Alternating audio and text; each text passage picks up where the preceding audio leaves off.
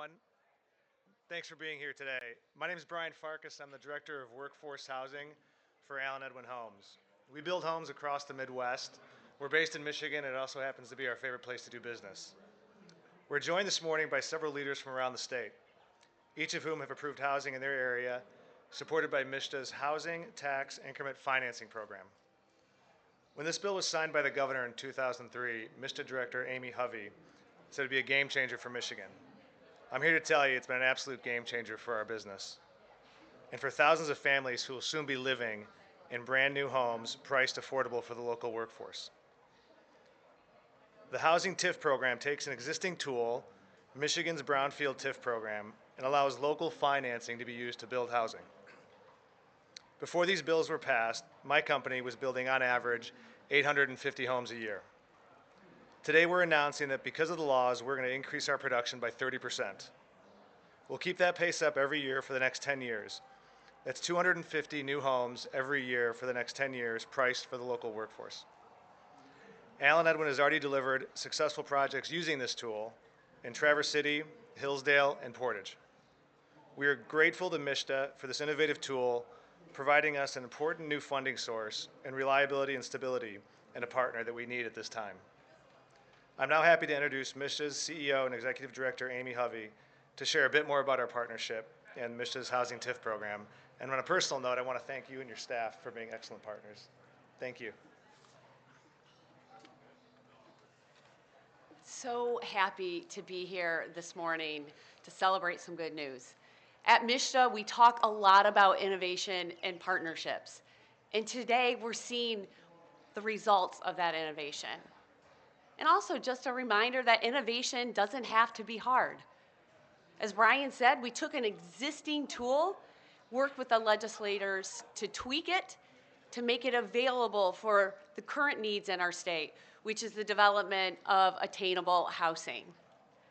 Then MSHDA took that authority and created very clear and predictable guidelines for approval, making it easy for developers to use this tool, reducing barriers, and making funding available throughout the state of Michigan. Not all of our funding sources are available all year long. Sometimes we run out of funding, but the tax increment financing tool is there consistently throughout the year. We also,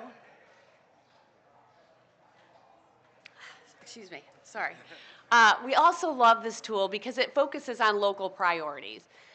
The brownfield plans, the housing TIF plans have to get approved first at the local government level, and then they come to the state for approval at an administrative level, again, reducing the amount of time to access key tools to getting housing developed throughout our state. So far, we've approved 19 plans, resulting in 1,600 additional housing units in the state of Michigan. We're super excited for the next 2,500 coming our way. And we're hoping that other developers continue to use the housing tax increment financing tool as well. And with this, I would love to invite a partner, problem solver, our Michigan's Lieutenant Governor, Garlin Gilchrist. Thank you, Director, and thank you, Brian, and thank you to the leaders who are standing here with us representing many regions in Michigan that unfortunately have something in common. You know, as I spend time all over the state of Michigan, all across all of our 83 counties, I hear in almost every conversation people saying that they are hungry for and yearning for more affordable housing to be available to them. And that is true regardless of sort of where they are in the market, whether it's a starter home, a next home, or a final home. You know, people are hungry for a place to live that's affordable, that's stable, because that is their foundation for participating in civic and economic life. It's a right that we have to make real and true and accessible for everyone in the state of Michigan.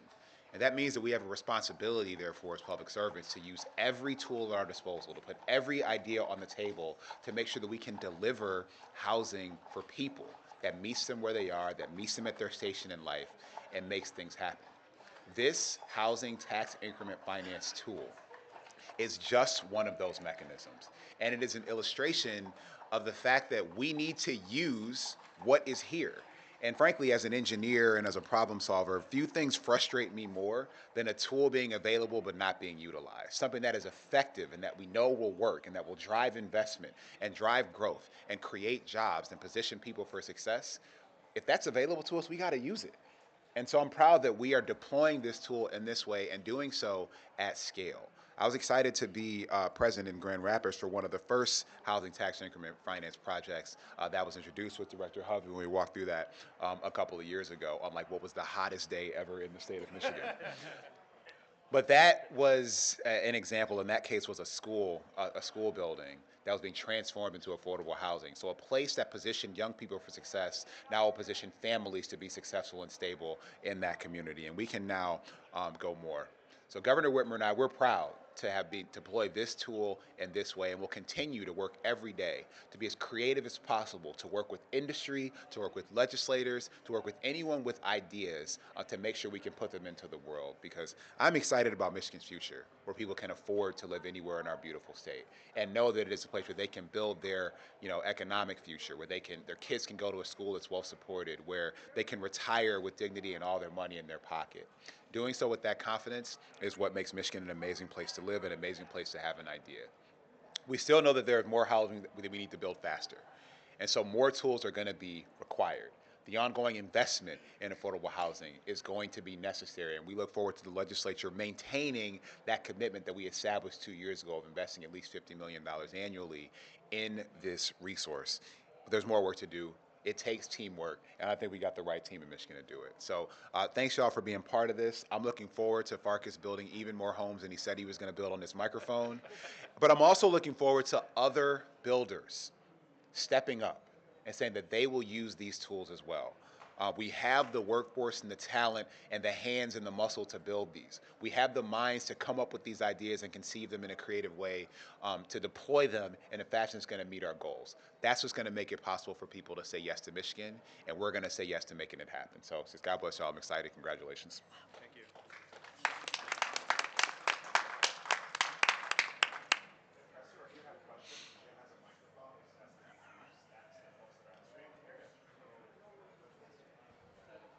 Yeah. Oh, you're going to hold it. Sorry. My question is, with the TIF, I'm wondering, when was this first deployed? Like, what's the time range on this? About the whole program, or this program has been approved over a year ago. It's taken a minute for developers to understand how to use the tool to support and incentivize the development of housing. So like I mentioned, we've had 19 plans that have been approved so far. We have probably another dozen that are somewhere in the hopper of getting approved. So, less than a year, really. I'm wondering from the developers, like, what are you guys looking for on top of TIF? Like, are there other programs that you guys are using from MISHDA, and if so, like, what is that?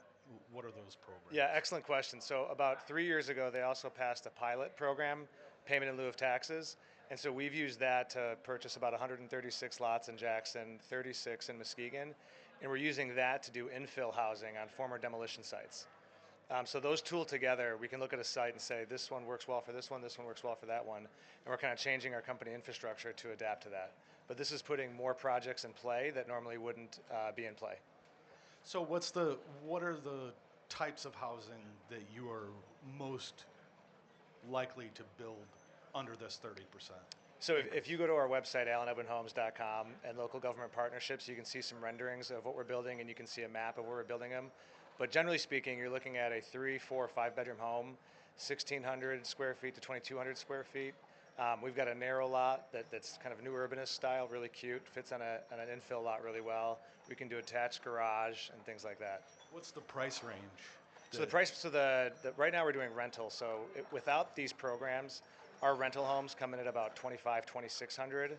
With this program, we're able to deliver that for $1,700, $1,800 a month.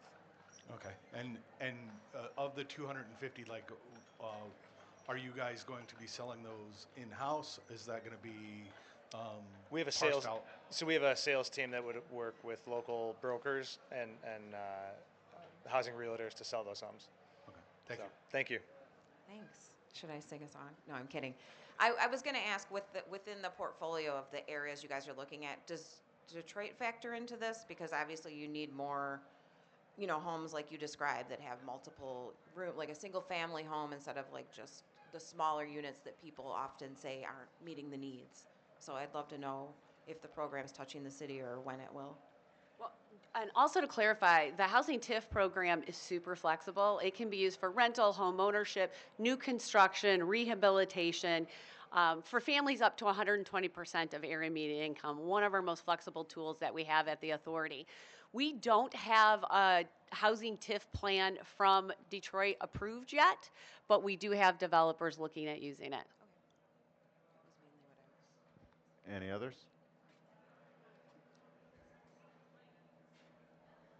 Hi, Joe LaRussa, Mayor of Farmington. Question, is there technical assistance available for developing the TIF plan? Because we have already a couple of different TIF districts and we want to understand how those will interact in, for example, in our downtown or perhaps in a corridor improvement authority or stacking with a brownfield. Yes, there is. You reach out to our authority. We work in partnership with the Great Lakes Housing Services, who will provide free technical assistance to local governments and nonprofits who are looking at using our tools to help subsidize the development of housing. May I approach? Yeah, Okay. you may. God, I feel like a judge. You may approach the podium. All right. I think we're good. Thank you very much. Thank you. Thanks, everybody. May I approach?